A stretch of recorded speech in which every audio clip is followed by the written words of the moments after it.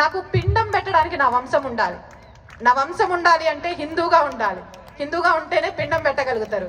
ఎవడొచ్చి ఎలా మతం మారుస్తాడో తెలియదు. కాబట్టి నేను అలా బ్రతికి నా పిల్లలకు నేర్పిస్తూ నా కోసం మాత్రమే చేస్తున్నా. అండ్ నా పిల్లలు బ్రతకడానికి ఓ దేశం కావాలి. హిందూ దేశం, ఏకైక దేశం భారతదేశం, ఇంకెక్కడా లేదు. మనం పారిపోలేము, పారిపోయేంత పిరికొల్లం కాదు, అలాగని అడ్జస్ట్ అయ్యేంత ఏమంటారు పోరాడేంత వీరులం కాదు. ఎందుకంటే మన చరిత్ర మనకు తెలియదు. కాబట్టి చెప్తాము, ఈ దేశాన్ని వదిలి నా పిల్లలు పారిపోకూడదు, ఇక్కడే బ్రతకాలి. ఇదే దేశం అంటే భారతదేశం అని గర్వంగా చెప్పుకోవాలి. మొఘలులు వచ్చారు, బ్రిటిష్ వాళ్ళు వచ్చారు, ఇంకొకళ్ళు వచ్చారు, ఎంత మంది వచ్చినా తట్టుకొని నిలబడ్డ దేశం నా భారతదేశం. ఆ దేశం కోసం నేనెంతో కొంత సేవ చేస్తున్నానని ఈ రోజు గుర్తించినందుకు నాకు చాలా గర్వంగా ఉంది. మళ్ళీ చెప్తున్నాను, నేను నా కోసం ఎలా చేస్తున్నానో మీరు మీకోసం అలా ఒక పోరాటం చేయాలి. మీకోసమే మీరు ఎవరిని ఉద్ధరించట్లే, నేనెవరిని ఉద్ధరించట్లే.